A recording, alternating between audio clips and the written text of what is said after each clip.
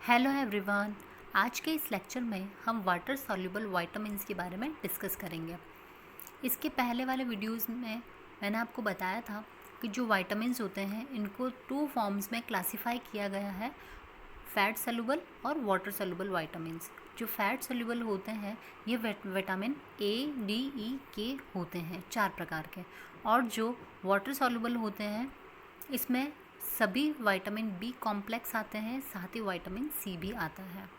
आज हम vitamin B1 के बारे में डिस्कस करेंगे, जिसे थायमिन नाम से भी जाना जाता है। थायमिन की कमी की वजह से बेरी-बेरी नाम का रोग हो जाता है और बेसिकली ये रोग उन लोगों के अंतर्गत देखा गया जो लोग पॉलिश्ड राइस का यूज़ करते थे। एक जापानी चिकित्सक तकाकी ने अपने रिसर्चेस में यह बताया था कि भोजन में उपस्थित किसी एक तत्व की कमी की वजह से यह बेरी-बेरी नाम का रोग होता था और 1885 में इन्होंने बेरी-बेरी से ग्रस्त जो लोग थे उनको वापस से ठीक किया था। इसके बाद 1987 में इजिक मैन ने कुछ बर्ड्स के ऊपर कुछ रिसर्चेस की थी और उन्होंने पक्षियों को पहले पॉलिश्ड राइस खिलाए थे, जिससे कि उन्होंने देखा कि उनको बेरी-बेरी नाम का रोग हो गया। उसके बाद उन्हीं पक्षियों को उन्होंने जो पॉलिश्ड राइस की ऊपर की जो भूसी होती है, छिलका होता है, वो इन्होंने खिलाया तो उससे वे ठीक हो गए। तो इससे इजिक मैन ने यह निष्कर्ष निकाल के बताया कि जो पॉलिश्ड राइस होते हैं इसमें एक तत्व की कमी हो जाती है जो कि नर्वस सिस्टम को प्रभावित करने का काम करती है। लेकिन जो चावल की बाहरी परत होती है उसमें यह जो प्रोटेक्टिव लेयर होती है इसमें यह तत्व पाया जाता है जो कि बेरी-बेरी रोग से रक्षा करता है। तो इस प्रकार से जो विटामिन B1 था इसकी खोज की गई थी और इसे क्रिस्टलाइन फॉर्म में अचीव किया गया था। अब हम बात करेंगे इसकी केमिकल कॉम्पोजिशन की। तो विलियम और उसके जो को वर्कर्स थे उन्होंने विटामिन B1 की संरचना को बताया था। थायमीन में एक पायरिमिडिन रिंग और एक थायजोल रिंग होती है। आजकल जो थायमीन है यह थायमीन हाइड्रोक्लोराइड की फॉर्म में उपलब्ध होता है, जिसका जो थायमीन है इसका जो फॉर्मूला है वह C12H18N4O5Cl2 होता है। थायमीन की जो कैरेक्टरिस्टिक्स है उसमें उनको हम डिस्कस करेंगे। जो थायमीन है क्योंकि यह वाटर सॉल्युबल विटामिन है इसलिए जल में अच्छी तरह से घुल जाता है और जो अल्कोहल होता है उसमें स्लाइटली सॉल्युबल होता है। जो थायमीन है यह कलरलेस क्रिस्टलाइन मैटर होता है। यह एसिडिक मीडियम में स्टेबल रहता है और अगर इसको 120 डिग्री सेंटीग्रेड पर 30 मिनट्स के लिए अगर इसे गर्म किया जाए तो यह ख़त्म हो जाता है, नष्ट हो जाता है। और एल्कलाइन मीडियम में तो यह रूम टेम्परेचर पर भी नहीं टिकता है, उस पर भी यह नष्ट हो जाता है। जो थायमीन है इसका स्वाद खमीर के जैसा होता है और इसकी जो स्मेल होती है वो थोड़ी अलग प्रकार की होती है। ठीक है, जो थायमीन है अब हम इसके फंक्शंस के बारे में डिस्कस करेंगे, जिसमें पहला है it helps in physical growth. Thiamine शारीरिक वृद्धि और विकास के लिए बहुत ज़रूरी होता है। यह विटामिन व्यक्ति की भूख को बढ़ाता है। ठीक है, और जब व्यक्ति को भूख लगती है तो वह ऑब्वियस सी बात है कि वह पर्याप्त मात्रा में भोजन ग्रहण करेगा, जिससे शरीर को सभी प्रकार के पोषक तत्व उचित मात्रा में मिलेंगे और बॉडी की फिजिकल ग्रोथ होती है। ठीक है, नेक्स्ट है it helps in carbohydrate metabolism. जो थायमीन होता है यह शरीर में स्वतंत्र रूप से भी पाया जाता है तथा यौगिकों के साथ में भी रहता है। जो थायमीन है यह फॉस्फेट के साथ में यौगिक के रूप में रहता है तो इसे थायमीन पायरोफॉस्फेट के नाम से जाना जाता है। ठीक है, और यह एक प्रकार का कोएंजाइम होता है। थायमीन कार्बोहाइड्रेट के मेटाबॉलिज्म के लिए ज़रूरी होता है। जो थायमीन पायरोफॉस्फेट है यह कार्बोहाइड्रेट को कार्बन डाइऑक्साइड और एसिटाल्डिहाइड में चेंज कर देता है। ठीक है, इसके अलावा जो थायमीन है ये एंजाइमेटिक रिएक्शंस में भी भाग लेता है। जब हमारे आहार में थायमीन की कमी हो जाती है तो थायमीन पायरोफॉस्फेट की भी कमी हो जाती है, उसका निर्माण प्रॉपर्ली नहीं हो पाता है। जब इसका निर्माण नहीं होगा तो बॉडी के अंदर कार्बोहाइड्रेट का मेटाबॉलिज्म भी प्रॉपर तरीके से नहीं होगा, जिसकी वजह से जो पायरुविक एसिड होता है एंड प्रोडक्ट, ये पायरुविक एसिड कार्बन डाइऑक्साइड और H2 में परिवर्तित नहीं होता है और हमारी जो सेल्स होती है, टिश्यूज़ होते हैं, उसमें आकर के जमना शुरू हो जाता है। नेक्स्ट है इसका थर्ड फंक्शन, डीएनए और आरएनए के फॉर्मेशन में ये हेल्प करता है। जो आरएनए और डीएनए है उसमें भी उसकी जो निर्माण के लिए राइबोज शर्करा जो होती है उसकी आवश्यकता होती है, ठीक है। और राइबोज शर्करा का जो निर्माण होता है वो थाइमिन पायरोफॉस्फेट की उपस्थिति में ही होता है। तो इस प्रकार ये डीएनए और आरएनए के सिंथेसिस में भी इम्पॉर्टेंट रोल प्ले करता है। नेक्स्ट फंक्शन है इसका, it helps in normal functioning of nerves. क्योंकि हमें पता है थाइमिन पायरोफॉस्फेट है, यह एक प्रकार का कोएंजाइम है जो कि कार्बोहाइड्रेट के मेटाबॉलिज्म के लिए ज़रूरी होता है। अगर इस विटामिन की कमी होती है तो हमारी बॉडी के अंतर्गत जो कार्बोहाइड्रेट है उसका मेटाबॉलिज्म ठीक से नहीं होगा, जिसकी वजह से जो हमारी नर्व सेल्स और टिश्यूज़ हैं, मसल्स हैं, वो सभी प्रभावित हो जाती है, क्योंकि इनके पास सही मात्रा में या पर्याप्त मात्रा में कार्बोहाइड्रेट नहीं पहुंच पाती है, जिसकी वजह से इनमें विकृति उत्पन्न हो जाती है। अगला है ये रक्त में पायरुविक अम्ल की मात्रा को नियंत्रित करना। थाइमिन जो है यह रक्त में जो पायरुविक एसिड होता है उसको कम करने का काम करता है। जब हमारी बॉडी के अंदर थाइमिन होता है तो रक्त में पायरुविक एसिड की जो मात्रा होती है वो 0.4 से 0.6 mg/100 ml होती है। लेकिन अगर बॉडी में थाइमिन की कमी है तो उस टाइम पे पायरुविक एसिड की जो लेवल्स होते हैं ब्लड में वो बढ़ जाते हैं और बढ़ करके ये 2 to 4 mg/100 ml हो जाते हैं, ठीक है। जब पायरुविक एसिड की इतनी मात्रा बढ़ जाती है तो यह व्यक्ति के शरीर के लिए हानिकारक होती है। अगला है श्वेत रक्त कणिकाओं की रोगाणु भक्षण क्षमता में वृद्धि करना, अर्थात ये फैगोसाइटोसिस कैपेसिटी जो होती है WBCs की उसको इंक्रीज़ कर देता है, जिससे कि हमारी बॉडी के अंदर आने वाले जो भी फॉरेन सब्सटेंसेस होते हैं उनको WBC अर्थात श्वेत रक्त कणिकाएँ उनका भक्षण कर लेती है और उनको ख़त्म कर देती है। अगला है इट हेल्प्स इन डाइजेशन। कई सारे शोधों से यह पता चला है कि जो थाइमिन है यह डाइजेस्टिव सिस्टम और इंटेस्टाइन के सही प्रकार से कार्य करने के लिए बहुत ज़रूरी होता है। अगर इस विटामिन की कमी होती है तो जो हमारा डाइजेस्टिव प्रोसेस होता है वो स्लो हो जाता है, व्यक्ति को भूख कम लगती है, साथ ही इंटेस्टाइन्स जो होती है वो भी विकृत हो जाती है, क्योंकि जो इंटेस्टाइन्स की जो म्यूकस मेम्ब्रेन होती है वहाँ की सेल्स नष्ट होने लग जाती है, जिसकी वजह से वहाँ पर घाव पड़ते हैं और घाव की वजह से वहाँ की इम्यूनिटी जो होती है, रोग प्रतिरोधक क्षमता जो होती है वो नष्ट होने लग जाती है। अगला है भोजन के प्रति अनिच्छा, अपच, अर्जन, मंदाग्नि, अतिसार, कब्ज आदि पर नियंत्रण पाने के लिए भी थाइमिन बहुत ज़रूरी होता है। अगर इसका अभाव होता है तो व्यक्ति को लूज मोशन, डायरिया हो जाते हैं, वॉमिटिंग होना, पेट दर्द की शिकायत रहना, ये सभी चीज़ें देखी जाती हैं। 9th फंक्शन है इसका, जो शरीर के भीतरी अंग होते हैं उनको स्वस्थ और क्रियाशील बनाने में भी थाइमिन जो होता है ये एक महत्वपूर्ण भूमिका अदा करता है। साथ ही जो हमारी सेल्स होती है उसको एनर्जी प्रदान करने का भी काम करता है। अगला है यह विटामिन ट्रांसकीटोलेज एंजाइम को भी सक्रिय बनाने में मदद करता है। अब हम बात करेंगे थाइमिन की कमी के प्रभाव के बारे में।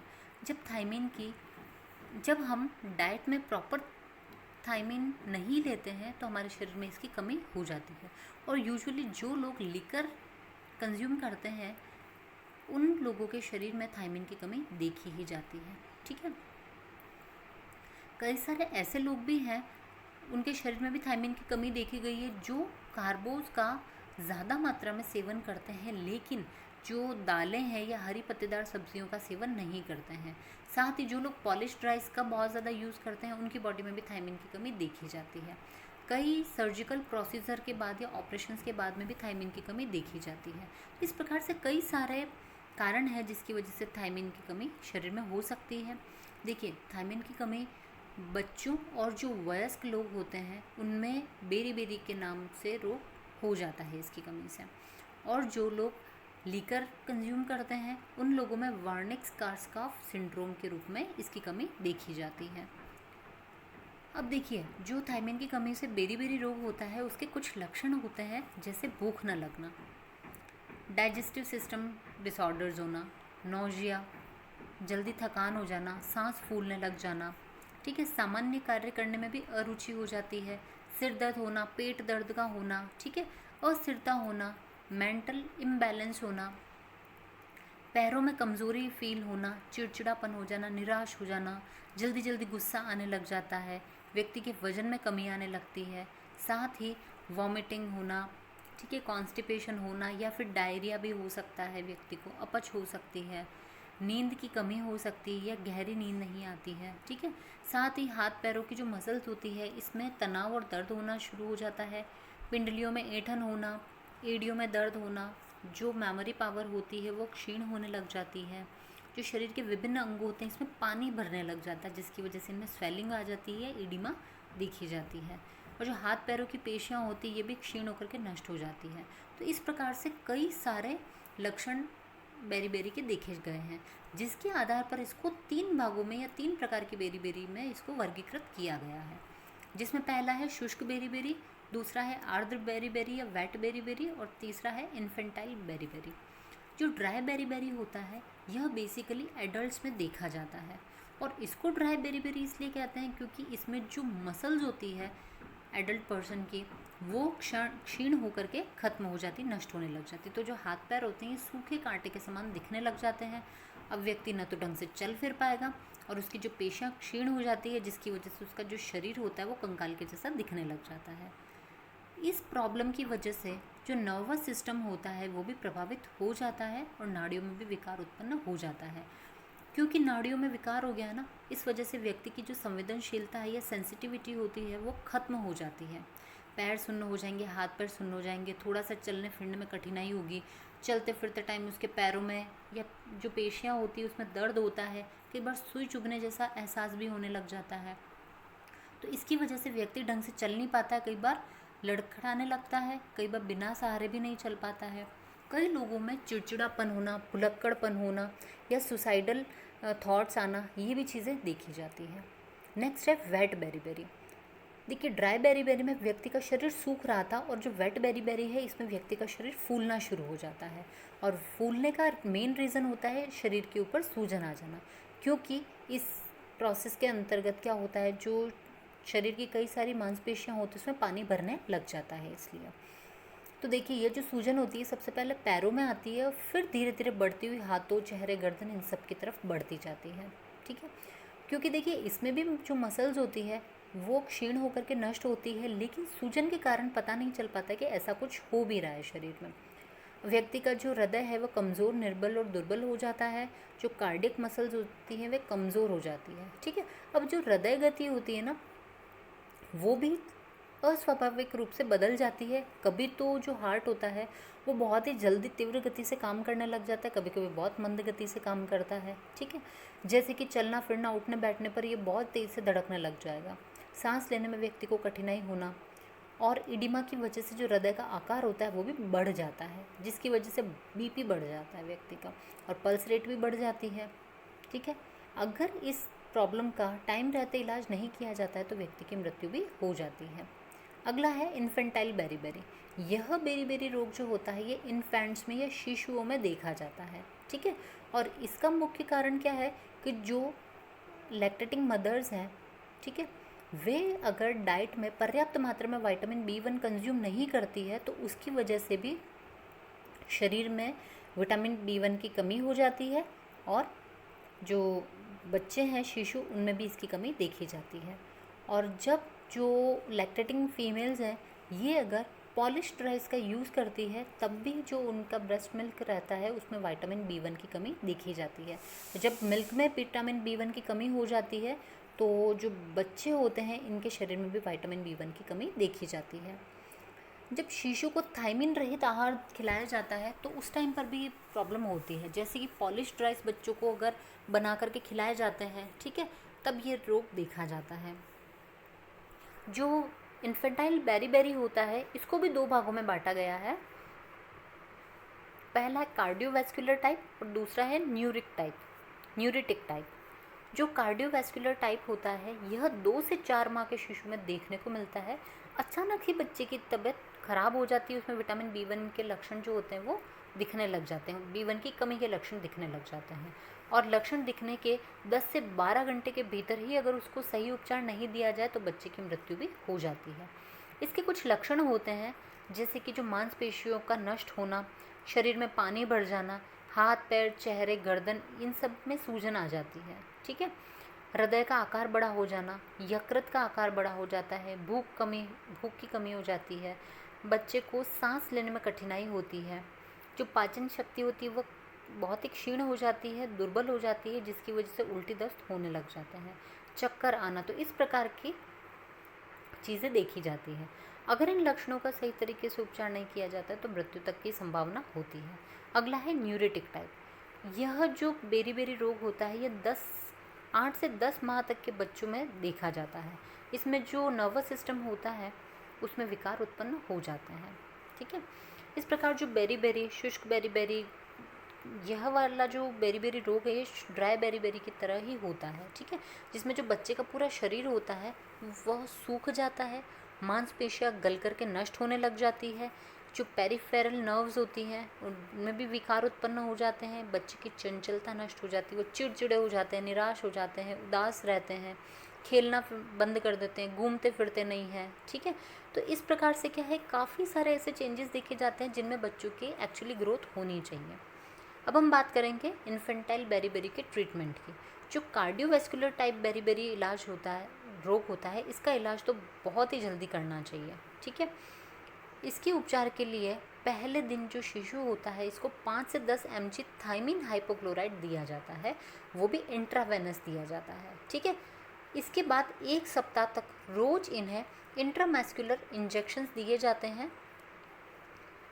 इसके बाद में जैसे जैसे रोगी की दशा में सुधार होता है उसके बाद इसे ओरली 5 mg थाइमिन सिरप या फिर थाइमिन की टैबलेट दी जाती है, जो कि 1 माह तक कंटिन्यू करनी होती है। ठीक है, इसके बाद में अब 1 महीने तक इसकी जो मात्रा होती है उसको आधी कर दी जाती है, अर्थात 2.5 mg की टैबलेट या फिर 2.5 mg के हिसाब से जो थाइमिन सिरप होता है यह दिया जाता है 1 माह तक। जो ड्राई बेरी है इसका जो उपचार होता है 2 माह तक चलता है, क्योंकि जो नाड़ियाँ होती है इनके घाव सूखने में भी टाइम लगता है इसलिए। अब हम बात करेंगे वेट बेरी और ड्राई बेरी के ट्रीटमेंट की। ड्राई बेरी और वेट बेरी की बात की जाए तो जो वेट बेरी है ये ज़्यादा खतरनाक होता है। ठीक है, क्योंकि इसमें हार्ट अटैक की संभावनाएं बढ़ जाती है। जो वेट बेरी होता है इसके ट्रीटमेंट में 25 mg विटामिन B1 का इंजेक्शन 6 दिन तक दिया जाता है। ठीक है, और 1 सप्ताह के बाद जब रोगी की दशा थोड़ी सुधर जाती है तो उसके बाद 3 सप्ताह तक 10 mg विटामिन B1 की गोली या फिर जिसका जो सिरप होता है यह ओरली दिया जाता है। जब स्वास्थ्य सुधर जाता है तो इसके बाद में विटामिन B कॉम्प्लेक्स के जो कैप्सूल्स होते हैं या टैबलेट्स होती है इनको कंटिन्यू करना चाहिए। साथ ही पॉलिश्ड राइस का यूज़ नहीं करना चाहिए। साबुत दालें, ठीक है, या फिर जो ब्राउन राइस होते हैं इनका ज़्यादा से ज़्यादा यूज़ करना चाहिए। प्रोटीन वाले जो फूड होते हैं उनको डाइट में कंज्यूम करना चाहिए। जो ग्रीन लीफी वेजिटेबल्स होती है, फ्रूट्स होते हैं, इनका कंजप्शन भी डाइट में बढ़ाना चाहिए ताकि बॉडी को पर्याप्त मात्रा में जो वाइटामिन्स है और जो मिनरल्स हैं वो मिल सकें। अब हम बात करेंगे वर्निक-कोर्सकॉफ सिंड्रोम के बारे में। जो विटामिन B1 की बहुत ज़्यादा कमी हो जाने की वजह से जो एडल्ट्स होते हैं इसमें वर्निक-कोर्सकॉफ सिंड्रोम देखा जाता है, और यह सिंड्रोम उन लोगों को बहुत ज़्यादा होता है जो कि डेली बेसिस पर लीकर लेते हैं या मद्यपान लेते हैं। इस सिंड्रोम का सबसे पहले पता 1981 में वॉर्निक नाम के चिकित्सक को पता चला था। ठीक है, और उन्होंने जो लीकर लेने वाले जो लोग थे उनके ऊपर अनुसंधान किया था और उसी के आधार पर इनका इस रोग का नाम रखा गया था। जो इस रोग से पीड़ित रोगी होते हैं उनमें नाड़ी संबंधी विकार देखे जाते हैं और उनकी जो स्मरण शक्ति होती है वो बहुत ही कम हो जाती है। वे बहुत ही भुलक्कड़ हो जाते हैं, नई चीज़ें सीखने की क्षमता और ललक उनमें समाप्त हो जाती है। और साथ ही ये जो रोगी होते हैं ये हमेशा आपको चिंतित, उदास, भयभीत और कंफ्यूज दिखाई देते हैं। इनकी सोचने समझने की जो क्षमता होती है वो खत्म हो चुकी होती है। इस सिंड्रोम के कुछ लक्षण होते हैं जैसे आँखों की पेशियाँ कमज़ोर होना, क्षीण, दुर्बल या नाजुक होना। ठीक है, आँखों की जो पेशियाँ होती है वो सुन्न हो जाती है। ठीक है, इनमें पैरालिसिस भी हो जाता है। जो आई बॉल्स होते हैं ये असाधारण गति से घूमने लग जाते हैं, अर्थात रैपिड मूवमेंट देखा जाता है आई बॉल्स का। रोगी की जो चाल होती है वो विकृत हो जाती है और दोषपूर्ण हो जाती है। इसे एटेक्सिया कहा जाता है। ठीक है, रोगी के चलने फिरने में भी उसको बहुत दर्द होता है, तो कई बार वो बैसाखी या फिर किसी सहारे की मदद से ही चल पाता है। विटामिन B1 के ट्रीटमेंट में जो इसके इंजेक्शंस होते हैं वो इंट्रामस्कुलर दिए जाने चाहिए, जिससे कि इंस्टेंट रिलीफ मिलता है। ठीक है, और कुछ ही आवर्स में जो रोगी की आंखें होती हैं वो ठीक तरीके से काम करने लग जाती है। जो आई बॉल्स के जो रैपिड मूवमेंट होता है वो भी नॉर्मल हो जाता है। अब व्यक्ति आराम से ढंग से चल भी पाता है। वार्डेनर और लेनॉक्स ने 1947 में थायमिन की कमी से होने वाले रोगों के लिए 10 mg थायमिन प्रतिदिन 10 दिन तक देने के लिए इन्होंने कहा था। ठीक है, साथ ही जो मल्टीविटामिन टैबलेट्स होती है इनको 1 महीने तक कंज्यूम करना चाहिए, जिससे भी इसमें प्रभाव या असर देखा जाता है, जिसमें थायमिन 20 mg होना चाहिए, pyridoxine 20 mg, riboflavin 5 mg, nicotinamide 20 mg, folic acid 2 mg, vitamin B12 100 mg और कैल्शियम पेंटोथेनेट 10 mg में होना चाहिए। और साथ ही साथ आवश्यकता के अनुसार विटामिन A, D, E के और C भी लेना चाहिए, ताकि व्यक्ति की जो सेहत होती है उसमें सुधार देखा जा सके। अगर थायमिन को एक्सेस में कंज्यूम कर लिया जाता है तो इसके क्या प्रभाव होते हैं, क्या परिणाम होते हैं? तो देखिए, क्योंकि विटामिन B जो होता है या थायमिन जो है ये जल में घुलने वाला विटामिन है, तो इसके बहुत ही कम दुष्प्रभाव देखे गए हैं, क्योंकि ये जल में घुल जाता है, जिसकी वजह से हमारी बॉडी में इसका स्टोरेज नहीं होता है और ये हमारे शरीर से यूरिन के थ्रू बाहर निकल जाता है। जो फैट सॉल्युबल विटामिन होते हैं वो फीसेस के थ्रू निकलते हैं, क्योंकि वो जल में अघुलनशील होते हैं, लेकिन जो जल में घुलनशील विटामिन होते हैं ये यूरिन के थ्रू बॉडी से एक्सक्रीट होते हैं। व्यक्ति प्रतिदिन 100 mg से 500 mg थायमिन यदि लेता है तो उसके कोई भी साइड इफ़ेक्ट नहीं देखे जाते हैं, लेकिन अगर इतनी मात्रा इंजेक्शंस के थ्रू ली जाती है तो कहीं जाकर के कोई टॉक्सिसिटी उत्पन्न होने के चांसेस होते हैं। अब हम बात करेंगे थायमिन के सोर्सेज के बारे में। ड्राई यीस्ट, साबुत अनाज, हाथ का कूटा हुआ चावल, व्हीट जर्म, चावल की भूसी, साबुत दालें, ये सभी थायमिन प्राप्ति के सर्वोत्कृष्ट स्रोत होते हैं। क्योंकि जो थायमिन होता है या विटामिन B कॉम्प्लेक्सेस होते हैं, ये सारे जो अनाज के छिलके, दालों के छिलके, किसी भी प्रकार के छिलके जो होते हैं उन्हीं में पाया जाता है ये। इसके अलावा हरी सब्जियां, हरे मटर, चना, यकृत, ये सब भी थायमिन के अच्छे सोर्सेज हैं। आटा, बेसन, दूध, मैदा, जड़ वाली सब्जियां, ठीक है, मीट, फिश, एग, इनमें भी यह प्रेजेंट होता है। हमारे पास में एक टेबल है जिसमें कि इसके रिचेस्ट सोर्सेज, गुड सोर्सेज और के बारे में बताया गया है कि किस में थायमिन कितनी मात्रा में प्रेजेंट होता है। जो इसके पुअर सोर्सेज हैं उनको भी बताया गया है। आज के इस लेक्चर में हमने विटामिन B1 अर्थात थायमिन के बारे में डिटेल में डिस्कस किया कि यह क्या होता है, इसके फंक्शंस क्या है, इसकी कमी से क्या क्या रोग हो जाते हैं, इसके प्राप्ति के स्रोत क्या हैं। इसी के साथ आज का हमारा लेक्चर ख़त्म होता है। Thank you.